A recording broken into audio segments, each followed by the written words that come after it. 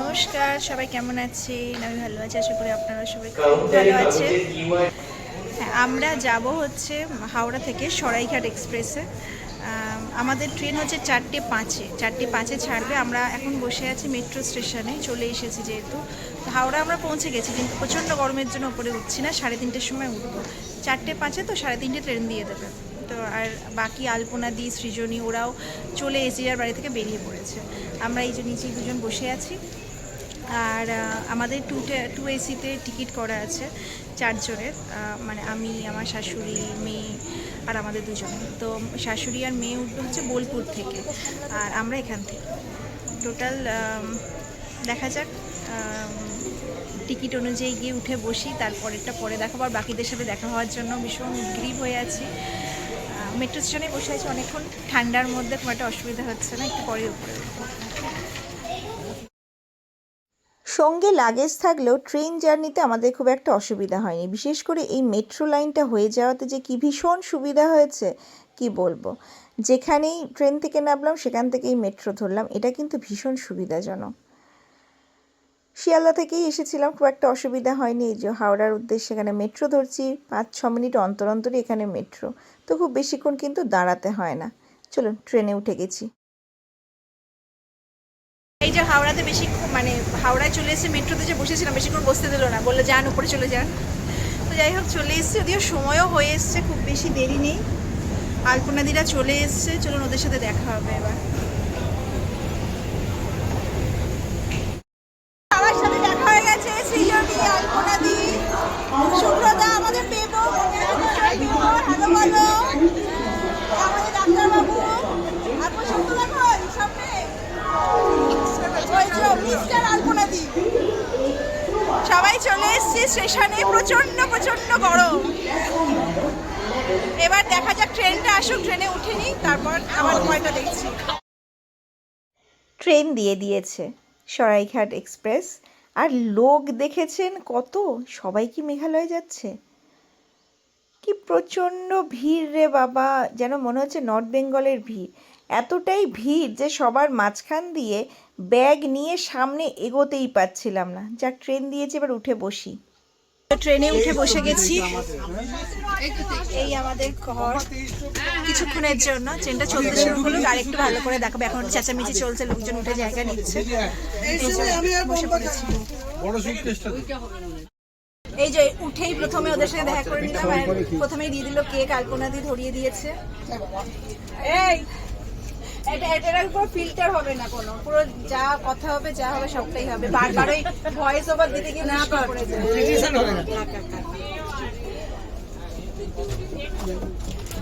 না, এবার যাই, ও একা একা আছে। আলপনা দিয়ে পুরি তরকারি দিয়েছে, পুরি দিয়েছে, তরকারিটা আমিও জানি, সেই আলুর দমটা দিয়ে খাবো। চাই, কফি, এদিক, এই যে এটা দেখাও, পুরিটা দিয়েছে, এটা আটার পুরি। আমরা খাবো বলে আলপনাদি খুব একটা ময়দা ইউজ করেনি, ভালোই হয়েছে। তোমার কটা দেবো? 4টে দেবো? 2টো? এখন তাহলে 2টো খাও, পরে খাবে। আলুর দমের মানে ছেড়ে থাকতে পারছে না আরেকজন, তাই জন্য এখন 2টো লুচি দিয়ে টেস্ট করবে।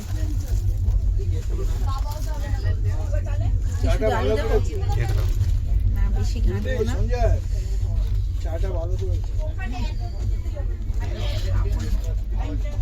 একটা দিন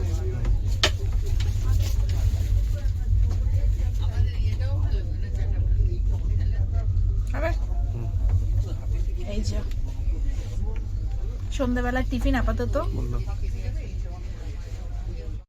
কেমন খেতে হয়েছে বলো? দারুণ,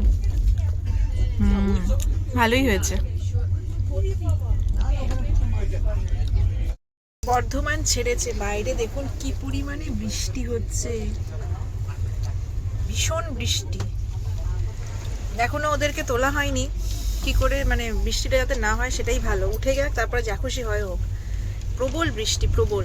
দেখতে পাচ্ছেন কেমন আকাশ ডাকছে, মাঝে মাঝে জোরে বিদ্যুৎ চমকাচ্ছে। খিদে পেয়েছিল বলে একটু খেয়ে নিলাম। ওরা আসুক, ওরা উঠলে আবার খাওয়া দাওয়া প্রচুর আছে, এটা এনাফ। এত ভালো লাগছে বৃষ্টিটা দেখতে, বন্ধ কাচের ভেতর দিয়ে দেখতে যেন আরো বেশি ভালো লাগছে।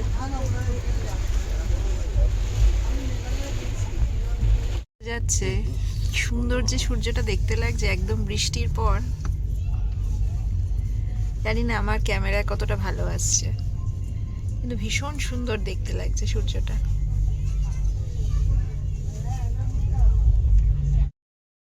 এখন প্রায়ই হাওড়া বোলপুর করি বলে এই রাস্তাটা কিন্তু আমাদের পরিচিত, সেটাই আমি দেখাচ্ছিলাম। আর ওই যে বৃষ্টি হয়ে যাওয়ার পর একটা সুন্দর আলো বাইরে, সেটাকেই আমরা দুজন খুব এনজয় করছিলাম। তারপরের ভিডিও একটু হলেও মেসি হয়েছে, কারণ এই সময় হচ্ছে মেয়ে আর শাশুড়ি ট্রেনে উঠছিল, তাদেরকে খুঁজে তোলা, তাড়াহুড়ো করা, ভিডিওটা একটু মেসি হয়েছে, বাট স্মৃতিটুকুকে আমি ধরে রেখেছি যতটুকু পেরেছি। ওই যে ওর বাবা গেল ওই দিকে, ওরা উঠে পড়ছিল, ঠিকই দাঁড়িয়েছিল। আর আমাদের HA1 ছিল, তো আমাদের যেখানে ছিল তার পরের কামরাটা ওরা উঠে পড়েছিল, তো কোনো অসুবিধা হয়নি। কিন্তু ভিডিও আমি খুব স্বাচ্ছন্দ্যের সাথে করে উঠতে পারিনি, সেটুকু আপনারা ভিডিও করা দেখেই হয়তো বুঝতে পারবেন। কাটতেও পারিনি কিন্তু, কারণ স্মৃতিটুকু অমূল্য। এই যেটা আমার শ্বশুরমশাইও এসেছেন, আর দেউল মামা এসেছেন, যার কথা আমরা আগেও ব্লগে আমি আপনাদেরকে দেখিয়েছি, বলেছি। এই যে শাশুড়ি যে চুড়িদার পরেছে আর অনেকগুলো ব্যাগ নিয়ে এসেছে।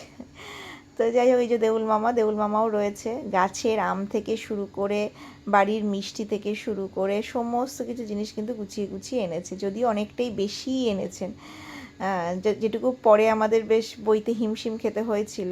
কিন্তু যাই হোক, সব শুদ্ধ ভালোই কেটেছে, ভালোই উঠেও গেছিলো। আর আমরা চারজন না, আলপনাদিরাও ছিল, তারাও বেশ সুন্দর মজা করে সবাই মিলেই আমরা খেয়েছি আর কি জিনিসগুলো। এই যে উঠিয়ে দিল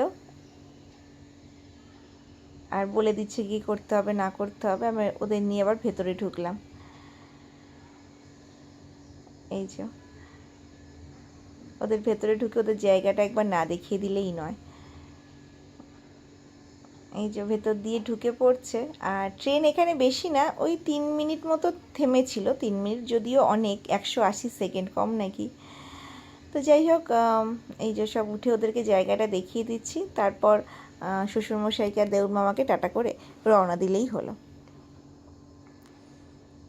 এই যে আমাদের ঘরে ওদেরকেও স্বাগত আর কি। একটু বসে নিক, সবাই জিরিয়ে নিক, ওই যে টাটা দেওয়ার পালা। যাচ্ছি বলে এই মুহূর্তটা খুব আনন্দ লাগছিল। কবে থেকে ভাবছি পাহাড়ে যাব, যাই হোক যাচ্ছি। তবে এই যে ডাবের জল নিয়ে এসছে বাড়ি থেকে, আপাতত ডাবের জল খাচ্ছি। এই যে আমটা দেখা, কত আম এনেছে, কি করে যে সবকিছু নিয়ে যাবো। ডালিয়া, মিষ্টি, ছানা, সুজি, সব আস্তে আস্তে আমরা খাবো। এটা মন্ডা। এই যে এতগুলো মিষ্টি কিন্তু ছিল, মন্ডা ছিল, কালাকাঁদ ছিল, সুজি ছিল, নারকেল নাড়ু ছিল। সবটা এবার আলপনাদিদের জন্য নিয়ে যাচ্ছি, ওরা ওখানে আছে, ওদেরকে দেব। বেশিরভাগই বাড়ির তৈরি, আর কালাকাঁদটা কেনা। লুচি আলুর দম খাচ্ছে।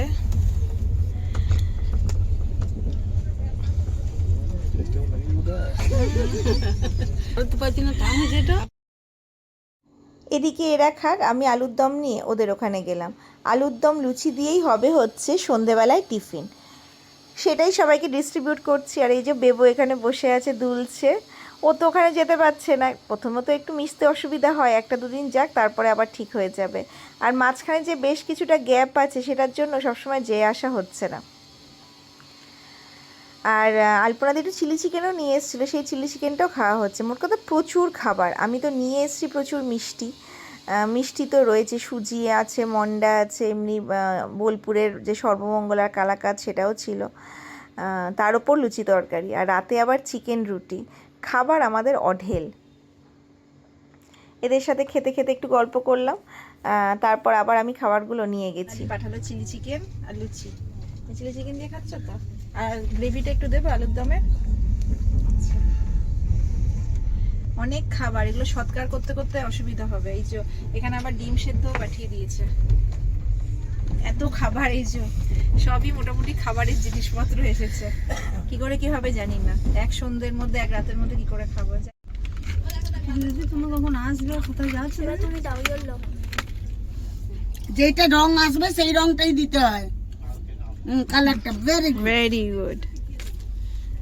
তোরা রিয়েল আছে দিয়ে দাও ইয়েলো। যার কার তাড়াতাড়ি শেষ হবে সে জিতবে। ইয়েলো আছে? কিন্তু কত 9 আছে দেখ। না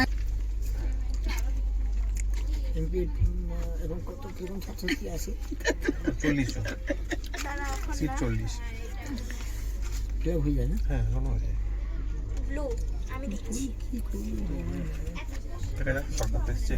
এই হচ্ছে ডিনার, আমার ডিনার। ডালিয়া আর এই আলপনাদি নিয়ে এসছে চিকেন, সুন্দর চিকেন, একটু বেশ হালকা হালকা। আর খাবো একটু আলুর দম। হ্যাঁ একটু আলুর দমও দাও।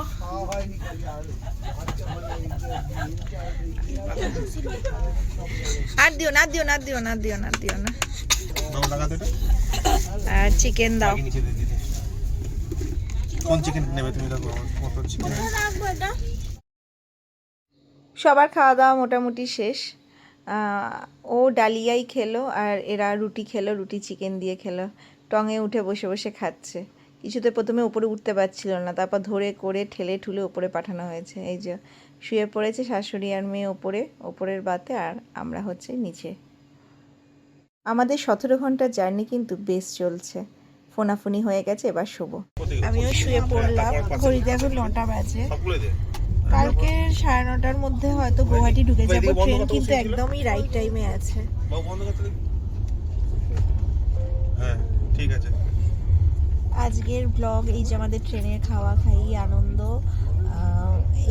এইটুকুনি আজকের ব্লগ। আবার কালকেরটা কালকের আমরা শিলংয়ে যাব।